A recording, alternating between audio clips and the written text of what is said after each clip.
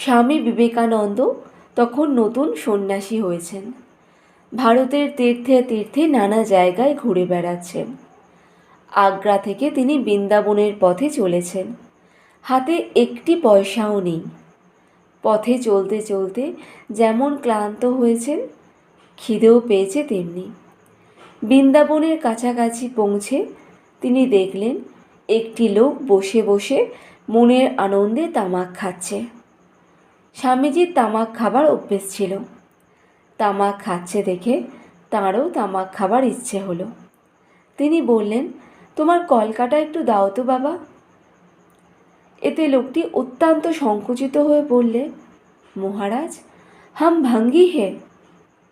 নিরাশ হয়ে তিনি চলে গেলেন।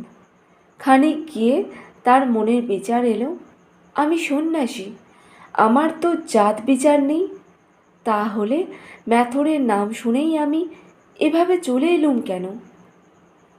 তিনি আবার ফিরে গেলেন। গিয়ে দেখলেন লোকটি সেখানে তেমনিভাবেই বসে আছে। তামাক খাওয়া তখন তার শেষ হয়ে গেছে। তিনি তাকে বললেন, বাবা, আমাকে এক কলকে তামাক সেজে দাও। সে তো কিছুতেই দেবে না। শেষকালে অনেক বুঝিয়ে সুঝিয়ে স্বামীজি তার হাতে সাজা তামাক খেয়ে বৃন্দাবনের পথে এগিয়ে গেলেন। বিএ পরীক্ষার জন্য টাকা জমা দেওয়ার সময় হয়েছে। নরেন্দ্র সহপাঠীরা সকলেই টাকা জমা দিয়েছে, কেবল হরিদাস ছাড়া। সে বড় গরিব, টাকা জোগাড় করতে পারেনি। শুধু পরীক্ষার ফি নয়, 1 বছরের বেতনও বাকি। হরিদাসের পক্ষে ফির টাকাটা কোনো মতে দেয়া সম্ভব, কিন্তু 1 বছরের বেতন দেয়া অসম্ভব। সব শুনে নরেন্দ্র এগিয়ে এলেন। তিনি জানতেন এরকম বিশেষ ক্ষেত্রে টাকা মুকুব করার ব্যবস্থা আছে, আর তা আছে কলেজের বৃদ্ধ কেরানি রাজকুমার বাবুর হাতে। ছেলেরা যখন টাকা জমা দিচ্ছে, নরেন্দ্রনাথ তখন রাজকুমার বাবুর কাছে গিয়ে বললেন, মশাই, হরিদাস দেখছি মাইনেটা দিতে পারবে না, আপনি একটু অনুগ্রহ করে তাকে মাপ করে দিন। তাকে পাঠালে সে ভালো রকম পাশ করবে, আর না পাঠালে সব মাটি। রাজকুমার বাবুর মেজাজ ভালো ছিল না। মুখ বিকৃতি করে বললেন, তোকে জ্যাঠামি করে সুপারিশ করতে হবে না, তুই যা, নিজের চরকায় তেল দেগে যা, আমি ওকে মাইনে না দিলে পাঠাবো না। নরেন্দ্র চিন্তায় পড়লেন। তার নিজের পক্ষেও অত টাকা জোগাড় করা কঠিন, অথচ তাড়াতাড়ি টাকা জোগাড় না করলে বন্ধু পরীক্ষায় বসতে পারবে না। কি করা যায়? মাথায় তার একটা বুদ্ধি খেলে গেল। বাড়ি না ফিরে সেদিন সন্ধ্যায় তিনি হেদোর কাছে এক গুলির আড্ডার কাছে অন্ধকারে গা ঢেকে দাঁড়িয়ে রইলেন, আর গুলির দোকানের কাছে যারা আসছে তাদের ভালো করে লক্ষ্য করতে লাগলেন। হঠাৎ নরেন্দ্রনাথ অন্ধকার থেকে বেরিয়ে একজনের সামনে গিয়ে দাঁড়ালেন। রাজকুমার বাবু! নরেন্দ্রনাথ জানতেন রাজকুমার বাবু প্রতিদিন এই গুলির আড্ডায় নেশা করতে আসেন। নরেন্দ্রনাথকে দেখে রাজকুমার বাবুর মুখ শুকিয়ে গেছে। সুযোগ বুঝে নরেন্দ্রনাথ বললেন যে হরিদাসের মাইনেটা যদি তিনি মুকুব না করেন, তাহলে তিনি তার নেশার কথা কলেজময় ছড়িয়ে দেবেন। রাজকুমার বাবু তখন বিপদ বুঝে বললেন, বাবা, রাগ করিস কেন? তুই যা বলছিস তাই হবে। তুই যখন বলছিস, আমি কি তা না করে করতে পারি? কার্যসিদ্ধি হয়েছে দেখে নরেন্দ্রনাথ ফিরে চললেন। তিনি চোখের আড়াল হতেই রাজকুমার বাবু এদিক ওদিক দেখে গুলির আড্ডায় ঢুকে পড়লেন। পরদিন সকাল হতে না হতেই নরেন্দ্রনাথ হরিদাসের বাড়িতে গিয়ে বন্ধুকে ডেকে বললেন, ওরে, খুব ফুর্তি কর, তোর মাইনের টাকাটা আর দিতে হবে না।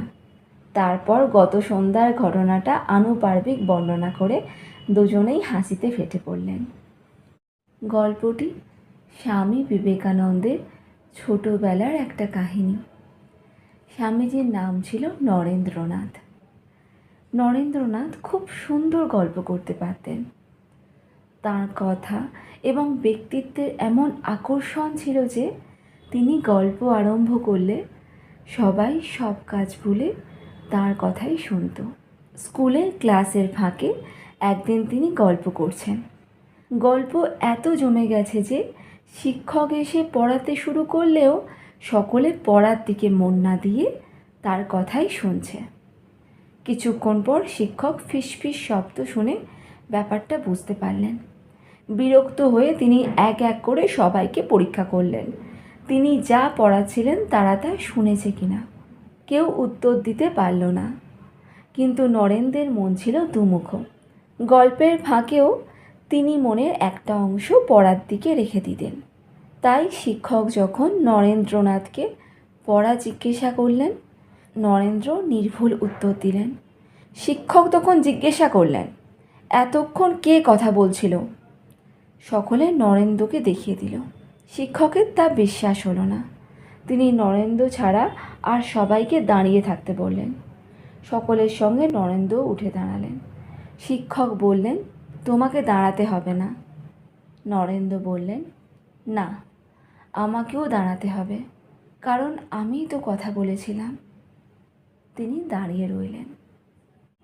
নরেন্দ্রনাথের মা ভুবনেশ্বরী দেবী ছিলেন একজন মহর্ষি নারী। স্বামী বিবেকানন্দ পরবর্তীকালে বহুবার বলেছেন, আমার জ্ঞানের বিকাশের জন্য আমি মার কাছে ঋণী। তার শিক্ষা দেওয়ার পদ্ধতি ছিল অদ্ভুত। একটি ঘটনা থেকে তা বোঝা যাবে। স্কুলে একদিন বিনা দোষে নরেন্দ্রকে শাস্তি পেতে হয়। ভূগোলের ক্লাসে নরেন্দ্রনাথ সঠিক উত্তর দিয়েছিলেন, কিন্তু মাস্টারমশাইয়ের মনে হলো তার উত্তর ভুল। তাই তিনি নরেন্দ্রনাথকে শাস্তি দিলেন। নরেন্দ্রনাথ বারবার প্রতিবাদ করলেন, আমার ভুল হয়নি, আমি ঠিক বলেছি। কিন্তু এতে মাস্টারমশাই আরও রেগে গেলেন। বেত দিয়ে নির্মমভাবে নরেন্দ্রনাথকে মারতে লাগলেন। বাড়ি ফিরে গিয়ে নরেন্দ্রনাথ কাঁদতে কাঁদতে সব কথা মাকে বললেন। মা তাকে সান্ত্বনা দিয়ে বললেন, বাছা, তোমার যদি ভুল না হয়ে থাকে তবে এতে কি এসে যায়? ফল যাই হোক না কেন, সর্বদা যা সত্য বলে মনে করবে তাই করে যাবে। মায়ের এই উপদেশের পরিপূর্ণ রূপ নরেন্দ্রনাথ দেখিয়েছিলেন গুরু শ্রী রামকৃষ্ণের মধ্যে। ঠাকুর শ্রী রামকৃষ্ণ বলতেন, আচরণেও দেখাতেন, সত্যই কলির তপস্যা। মা এবং গুরুদেব উভয়ের মধ্যে যে সত্যনিষ্ঠার আদর্শ দেখেছিলেন তা স্বীয় জীবনের প্রতিটি পদক্ষেপে রূপায়িত করেছিলেন স্বামী বিবেকানন্দ। পরবর্তীকালে তাই বিবেকানন্দের কাছ থেকে জগৎ শুনেছে মহাবলিষ্ঠ এই বাণী, সত্যের জন্য সব কিছু ত্যাগ করা যায়, কিন্তু কোনো কিছুর জন্যই সত্যকে ত্যাগ করা যায় না। স্বামী বিবেকানন্দের পরিব্রাজক জীবনের ঘটনা। বারাণসী ধামে এসেছিলেন স্বামীজি। একদিন দুর্গা মন্দির থেকে ফিরছেন। এমন সময় এক পাল বানর স্বামীজির পিছু নিল। স্বামীজি দৌড়াতে লাগলেন। বানরগুলো পেছনে ছুটল। এমন সময় এক বৃদ্ধ সন্ন্যাসী স্বামীজিকে বললেন, থামো, জানোয়ারগুলোর মুখোমুখি রুখে দাঁড়াও। স্বামীজি সাহস ভরে ফিরে দাঁড়ালেন। বানররা প্রথমে থমকে দাঁড়ালো, তারপর ছুটে পালালো। এই ঘটনা থেকে স্বামীজির জীবনের একটা মহৎ শিক্ষা পেলেন। বিঘ্ন কিংবা বিপদ দেখে কখনো পালিয়ে যেতে নেই, নির্ভয়ে তার মুখোমুখি দাঁড়াতে হয়। পরবর্তী জীবনে নিউ ইয়র্কে একটি বক্তৃতার সময় স্বামীজি এই ঘটনার উল্লেখ করে বলেছিলেন, এই হলো সারা জীবনের জন্য একটি শিক্ষা। ভয়ঙ্করের মুখোমুখি দাঁড়াও, সাহসের সঙ্গে তার সম্মুখীন হও। জীবনের দুঃখ কষ্ট দেখে আমরা যখন আর পালিয়ে যাই না, ওই বানরগুলোর মতোই তখন তারা আমাদের কাছ থেকে পিছু হেঁটে যায়। যদি আমাদের মুক্তি পেতে হয় তবে প্রকৃতিকে জয় করেই তা পেতে হবে, প্রকৃতি থেকে পালিয়ে গিয়ে নয়। কাপুরুষ কখনো জয়ী হয় না। যদি আমরা চাই যে ভয়, বাধা বিপত্তি এবং অজ্ঞতা আমাদের সামনে থেকে দূর হয়ে যাবে, তবে আমাদের সেগুলির বিরুদ্ধে যুদ্ধ ঘোষণা করতে হবে। স্বামী বিবেকানন্দের মা ভুবনেশ্বরী দেবী ছোটবেলায় স্বামীজিকে একটি শিক্ষা দিয়েছিলেন।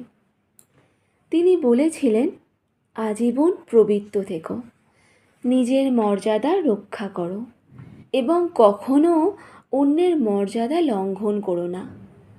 খুব শান্ত হবে, কিন্তু আবশ্যক হলে হৃদয় দৃঢ় করবে।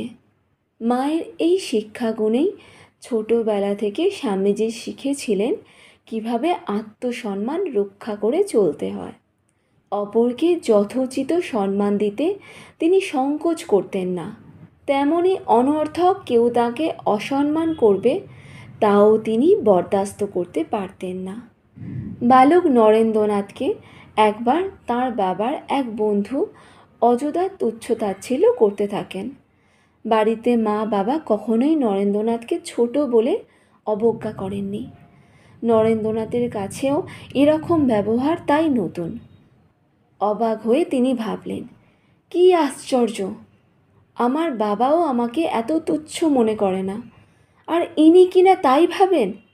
আহত সর্পের মতো সোজা হয়ে দাঁড়িয়ে দৃঢ় কণ্ঠে নরেন্দ্রনাথ বললেন, আপনার মতো অনেক আছেন যারা মনে করেন ছেলে মানুষ হলেই বুদ্ধি বিবেচনা থাকে না। এই ধারণা কিন্তু নিতান্ত ভুল। নরেন্দ্রনাথ অত্যন্ত চটে গেছেন দেখে সেই ভদ্রলোক নিজের ভুল স্বীকার করেছিলেন। কঠো উপনিষদের বালক নচিকেতার মধ্যেও এরকম আত্মশ্রদ্ধা দেখা যায়। নচিকেতা বলেছিলেন, অনেকের মধ্যে আমি প্রথম কিংবা মধ্যম, কিন্তু অধম আমি কখনোই নই। নচিকেতার চরিত্র এই জন্যই স্বামী বিবেকানন্দের এত প্রিয় ছিল।